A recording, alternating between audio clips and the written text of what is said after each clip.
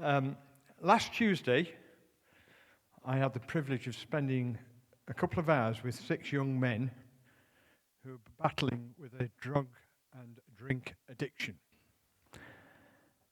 And the drug and drink addiction, if left untreated and unaddressed, can actually lead to early terminal consequences. So these people have invariably been at rock bottom. But fortunately for these guys, they're on the way back up. And one man's story I'm going to share with you, which I found quite sad. He was 50 years old. He'd had his own home and wife. He'd become ill and had a long time in hospital. And during that period, he then lost his job. Then he's lost his marriage. And finally, they took the house off him. So he was made homeless, took to the streets. Alcohol and drugs took hold. Prison ensued. And upon coming out of prison, his addiction still ruled his life. And when I met him, I walked into the room and said, "Oh, can I come and share a coffee with you?" Which we did. And I said, "What are you reading?" And he was reading Psalm 10. Now, I didn't particularly know Psalm 10. So he passed me his Bible and I read it out loud. And having heard his story, I thought this was quite a moving psalm. So I'm going to read the first bit, and we'll do the end at the end. But why, Lord, do you stand far off?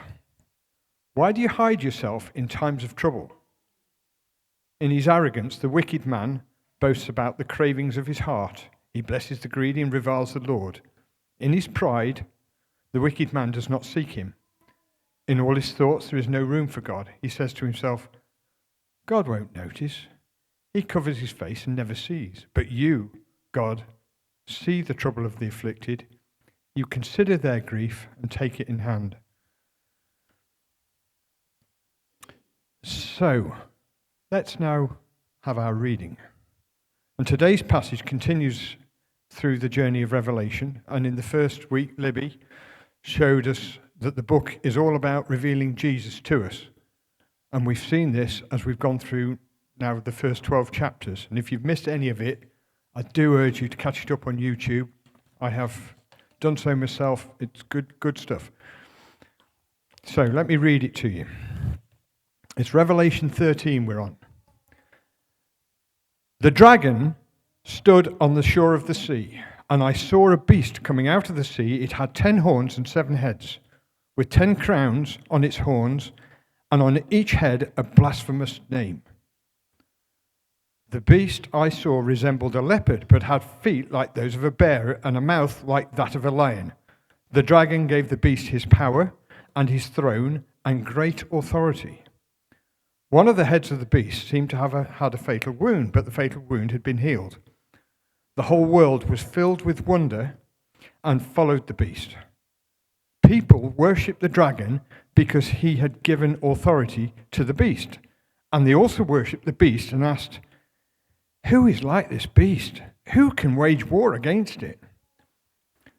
The beast was given a mouth to utter proud words and blasphemies, and to exercise its authority for 42 months. It opened its mouth to blaspheme God, and to slander his name and his dwelling place, and those who live in heaven. It was given power to wage war against God's holy people and to conquer them. And it was given authority over every tribe, people, language, and nation. All inhabitants of the earth will worship the beast. All those whose names have not been written in the Lamb's book of life, the Lamb who was slain from the creation of the world.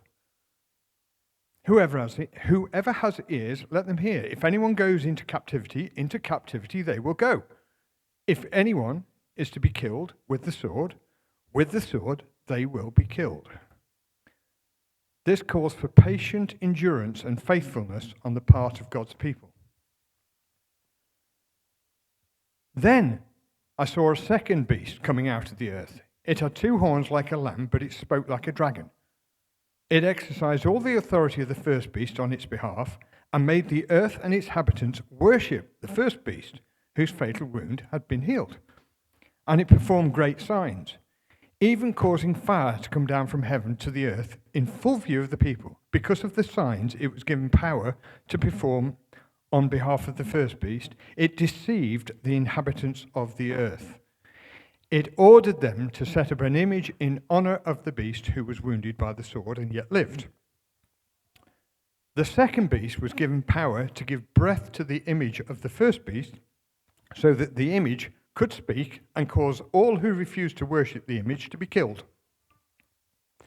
It also forced all people, great and small, rich and poor, free and slave, to receive a mark on their right hands or on their foreheads, so that they could not buy or sell unless they had the mark, which is the name of the beast or the number of its name. This calls for wisdom. Let the person who has insight calculate the number of the beast, for it is the number of a man. That number is 666. Yes. Quite. So, we've landed on Revelation 13, another quite disturbing chapter full of very strange symbolism. 2 weeks ago when we last met, Karen shared with us how the symbolism of Revelation can catapult us across time as the whole of the Bible story unfolds.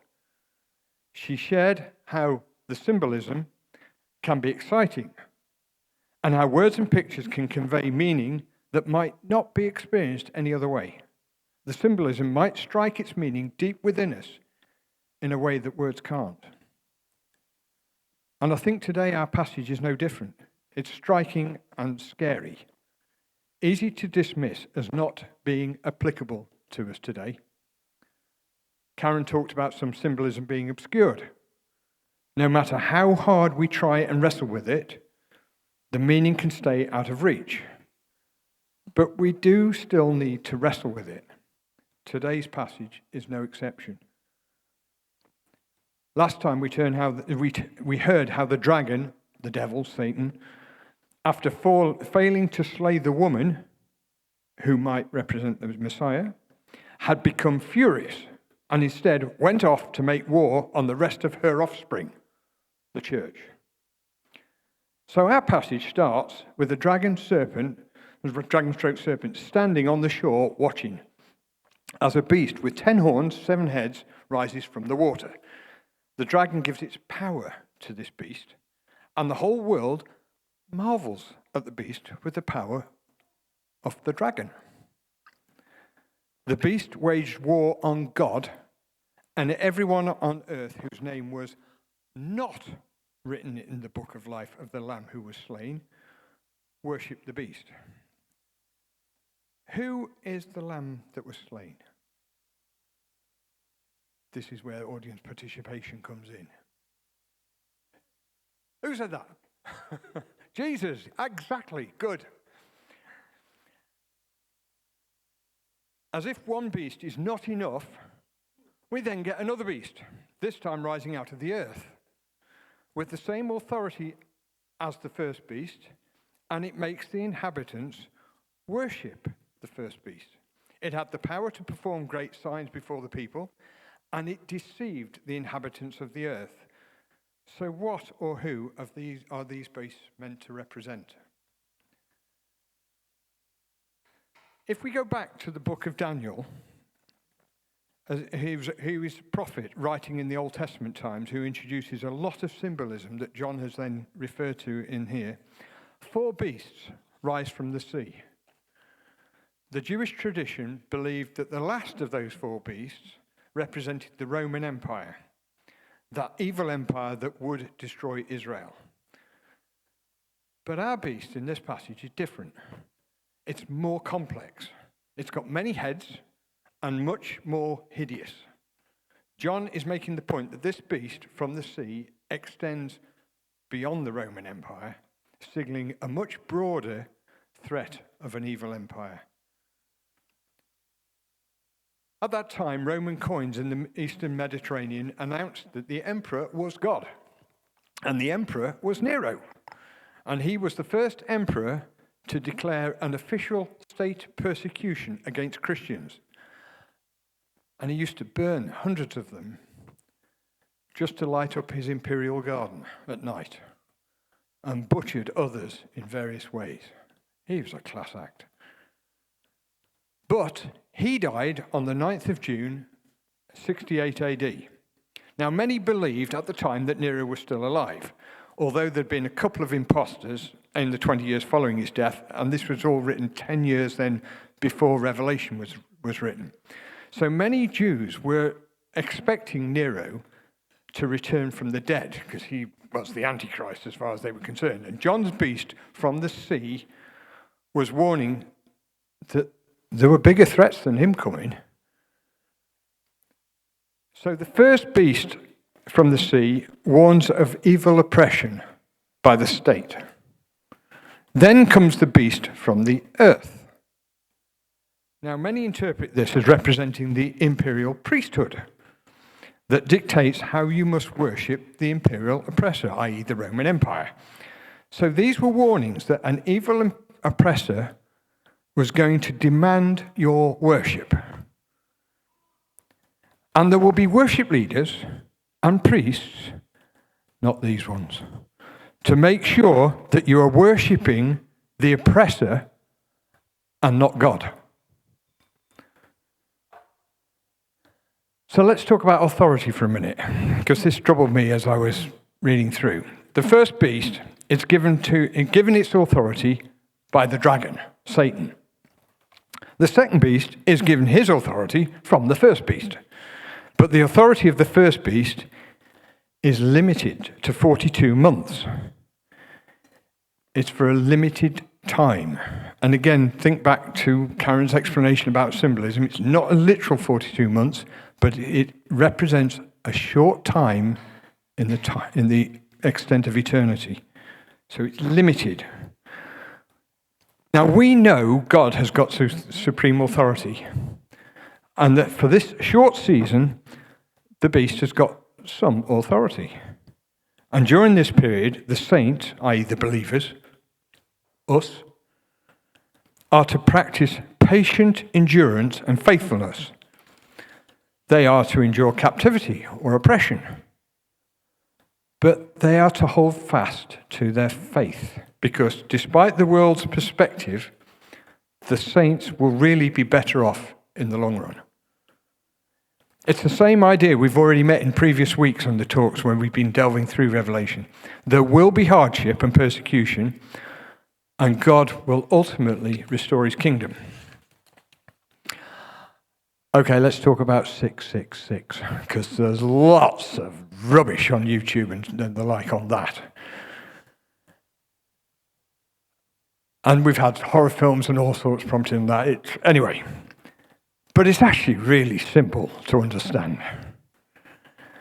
Hebrew letters can sometimes be letters and sometimes numbers. And the spelling of Nero Caesar is written as 666. It's that simple. Which is also the spelling of the word beast. So Nero is not the only fulfillment of the image of the beast, but is a contemporary example of how a nation becomes a beast when it demands power and full allegiance from humans. It's a coded way of talking about the emperor, because it was actually too dangerous to name him directly. And the Jewish people, they knew from their scriptures, Deuteronomy chapter 6, actually the first line of this, I think we all probably know quite well. But let's listen to the other bit. Love the Lord your God with all your heart and with all your soul and with all your strength. Now, I bet we've all heard that one before. But these commandments, it goes on, these commandments that I give you today are to be on your hearts. Impress them on your children. Talk about them when you sit at home and when you walk along the road, when you lie down, when you get up. Tie them as symbols on your hands and bind them on your foreheads. Write them on the door frames of your houses and on your gates. So this is what the Jewish people of the time were being told to do. Keep those commandments right on their wrist and on their foreheads. So they're told to mark themselves. They belong to God because they've got these. And then Satan says, I want a bit of that action. Tell you what, if you're going to worship me, let's have 666 on your hand or on your forehead. I mean, it's real tit-for-tat petty stuff. So I then moved on thinking, okay, how does this relate to us today? And can we see any parallels in our current culture? Who are the beasts today that demand our worship and draw our allegiance away from God? And I think this can fall into individually and corporately. Individually, do we worship idols instead of putting God first? This isn't audience participation. I don't want anyone to say yes. I'll say yes for me, but you can look after yourselves. An idol can be anything that becomes more important to you than God. And we've all got our vices or idols. Oh, I suspect, I say that, you might not have. It might just be me. Whether they be, and these aren't all mine, alcoholism, drug abuse, shopaholic, workaholic, lethargy, gambling, porn, etc. Now, this isn't Vice's bingo, so... But we all know where we fail to put God and his worship first. And this passage warns us about that with the first beast. It tells us how that beast has got power over you. And not only that, it commands your full attention. It also has its own disciples who will tell you, nah, it's okay. It doesn't do any real harm. You're really in control. This is where the second beast comes in, when it tells you how and why you should worship your first beast. So going back to Psalm 10 that I read about earlier, we all have the potential to be that wicked man referred to in Psalm 10, where we give in to the cravings of the heart. Do we ever get to a position where we leave no room for God?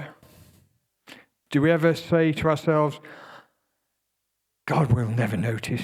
He covers his face and never sees.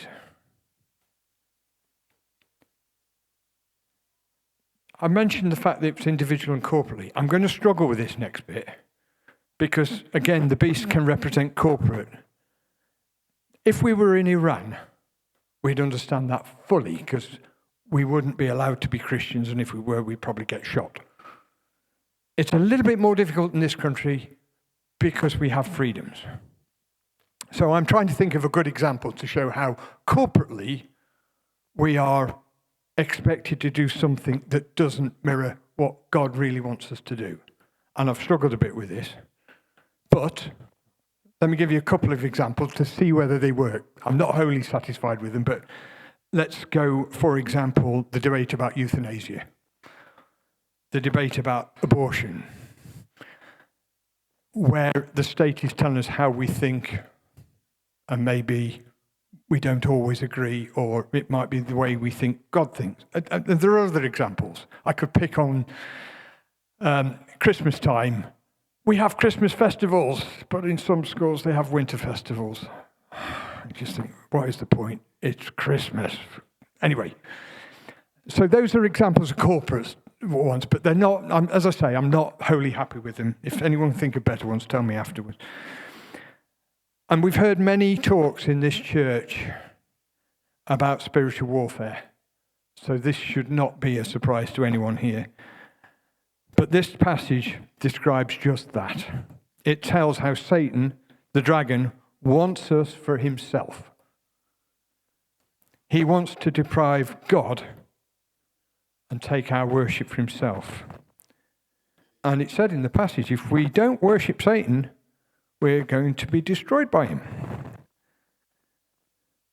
But, do you remember when I read it, there was a little bit I stressed. The beast was given power to wage war against God's holy people and to conquer them, and it was given authority over every tribe, people, language, and nation. All inhabitants of the earth will worship the beast. All those names who are not written in the Lamb's book of life, the Lamb who was slain for the creation of the world. So there's a big significance here, and that is the book of life. The book of life is mentioned in several places across the Old and the New Testament. It's in Exodus, Psalms, Daniel, Philippians. I'm not going to read it now. But if you belong to God, your name's in the book of life. But how do we get our name in the book? Well, first we must believe in Jesus. We must repent of our sins, and we must live faithfully through a life that follows God. This is the personal decision of faith that we all need to make. We can't sit on the fence on this one. We're told that if we don't worship Satan, we will be killed. Said it in the passage. And if we worship Satan, then we're not saved. But if we worship God, and our name is in the book of life, then we're saved to be with the Lord for eternity. Oops. I think I've just given a spoiler for next week's talk. Sorry. Anyway, we'll find out. Revelation 3, verse 5. The one who is victorious, I will never blot out the name of that person from the book of life. So I reflect back on the earlier conversation I had with that young man on Tuesday. Young man, he's young to me. Sometimes I wonder just how close and how much in common I have with the guys I met. Those that were wrestling with the addiction. How close are any of us to losing our home through financial hardship? If we became ill, could we cope? About 50% of the people in the UK apparently live from paycheck to paycheck. Many people are only one or two bad financial shocks away from serious trouble. But what I really was taken aback for, well, actually moved for tears, I'm good at embarrassing myself like that, was all of these guys were on a new pathway. They believed in Christ, and they were quite happy and open to talk about it when we sat there having a coffee. They were repenting of their sins. They were reading the Bible to learn more about how to live faithfully. And I think, without knowing it, they were actually getting their names written in the book of life. Now, you could say, because God is above time, their names were already in the book of life, but that's a whole different sermon for another day, different talk. But none of this was through their own efforts. By simply giving their lives to Jesus and putting him first, their name was in the book of life. And even though this one guy we're talking to had lost everything, and they were easily judged by this world, and I link this back to the corporate powers of this world that tell us how we should be and we should worship. I found them to be a good example of how to rise from the struggle, keep our eyes fixed on Jesus, and not give in to the evil powers of this world and the cravings of the flesh. So let's go back to Psalm 10. Let's see how it finishes. I'm going to start at verse 16. The Lord is king forever and ever. The nations will perish from this land, and the Lord hears the desire of the afflicted, encourages them, and listens to their cry. So today, I think this passage reminds us of how important it is to worship our one true and faithful God, to acknowledge what Jesus has done for us on the cross. Remember that he adores us and cherishes us and sees everything we do and think. He wants our full adoration in return. And for that, he writes our name in the book of life.